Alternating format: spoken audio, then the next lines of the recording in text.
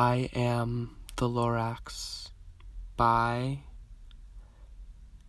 84 Chicken Liquor. The Onceler entered the forest of truffle trees. He was inspecting the new product that he was going to ship out to make his new needs. He was annoyed though, because anytime he checked the trees, there was a 100% chance that the Lorax was following him. But this time, the Onceler had a plan. He was finally going to win over that Lorax and stop him from pestering him.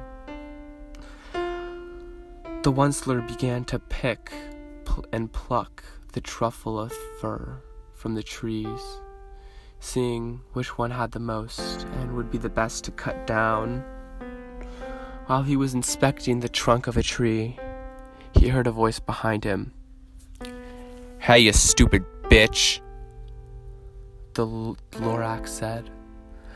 The Lorax was a small, tiny orange man, much like the president, and most people referred to him as a troll, but the Onceler saw something inside the Lorax.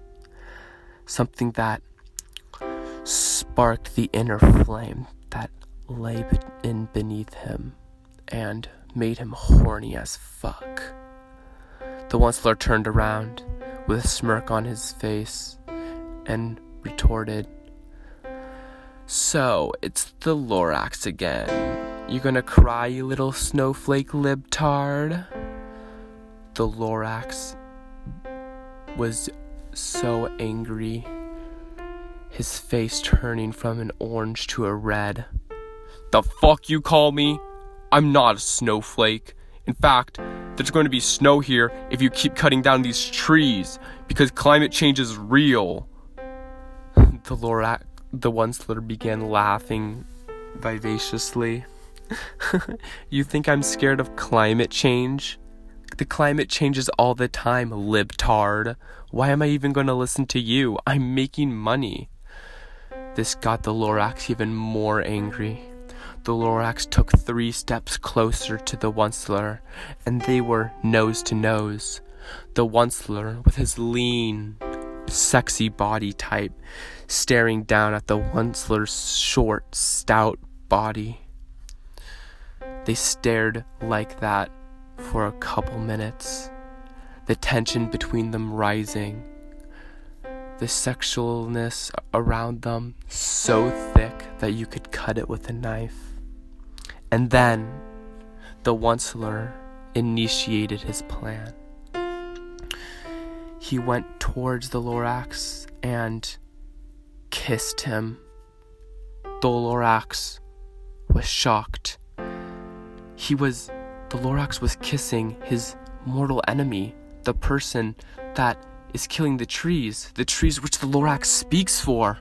But something inside the Lorax was making him like the feeling of the Onceler's thin lips. And the Lorax kissed back. The Onceler, seeing this as a form of consent, deepened the kiss, and they began their intense makeout session. The Lorax groping the Onceler's thin body build, and the Onceler's thin, long hands caressing the Lorax's orange fur. They were in the middle of the woods. Nobody could hear the pleasure that they were having.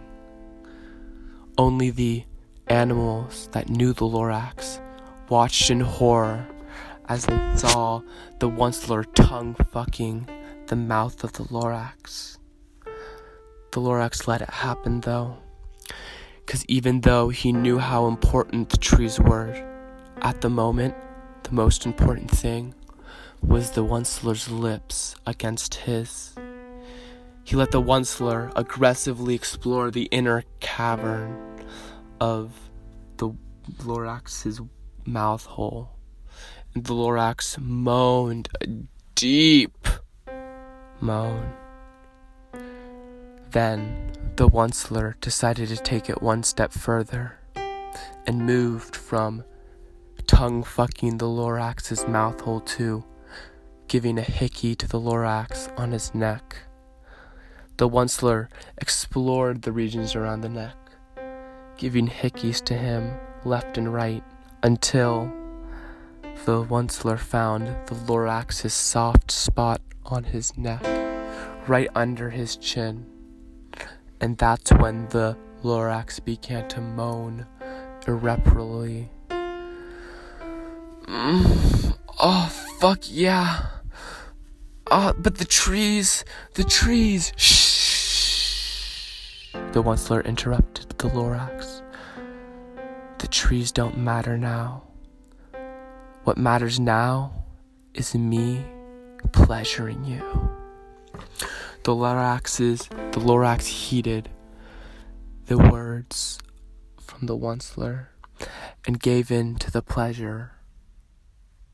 The Onceler began trailing kisses down to the Lorax's lower abdomen region, getting ready to suck the dick of the Lorax.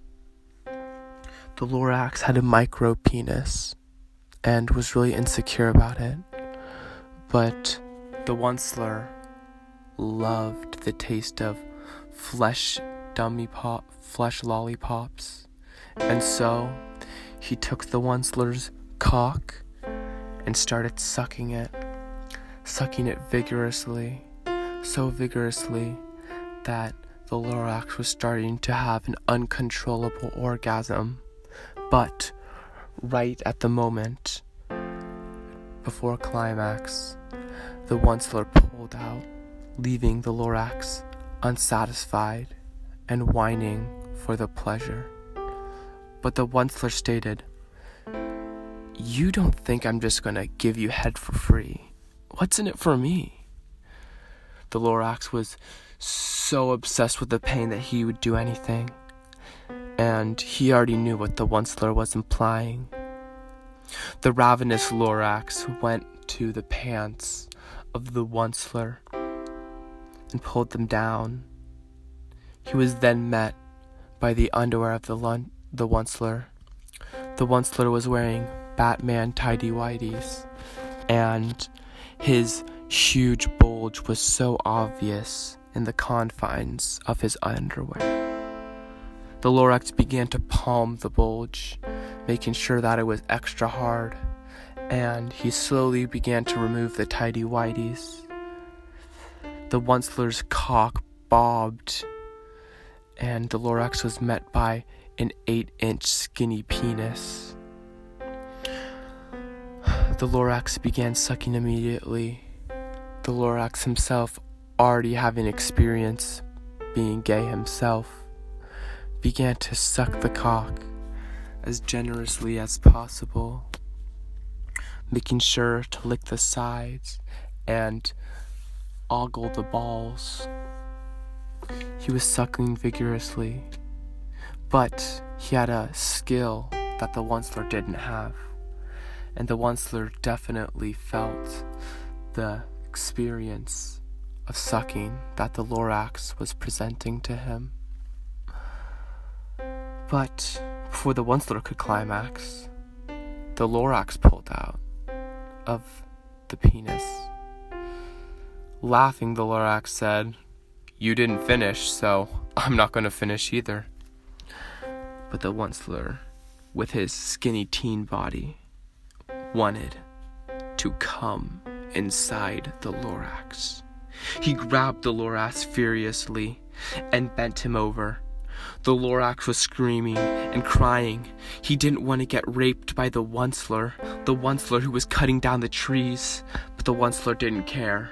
The Onceler took the grape soda that he had in his pocket and opened it and poured the sticky juice on his cock.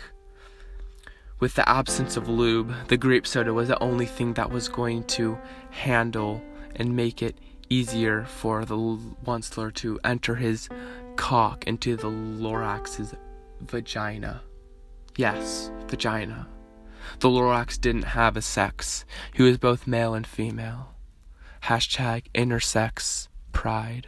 The Lorax began rubbing the clit of the Lorax. The Onceler began rubbing the clit of the Lorax, getting it all wet. Meanwhile, the Lorax was crying, telling the Onceler to stop at this instant. But the Lorax couldn't deny the amount of pleasure he was feeling from the Onceler rubbing his vagina. The Onceler then entered his grape soda cock into the Lorax's vagina.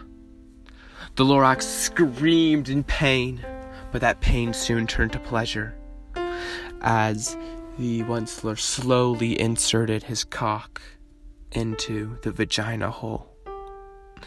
He slowly exited out and entered back in, making sure that the Lorax was an uncontrollable moaning mess.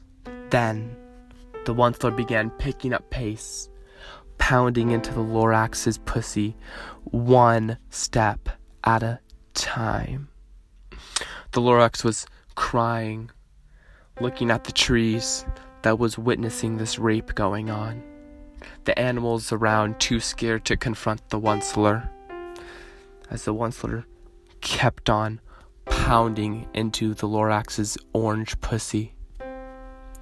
But then, the Lorax knew that the Onceler was over, as the Onceler finally, with his last thrust, rode out his orgasm and left the cum inside the Lorax's pussy.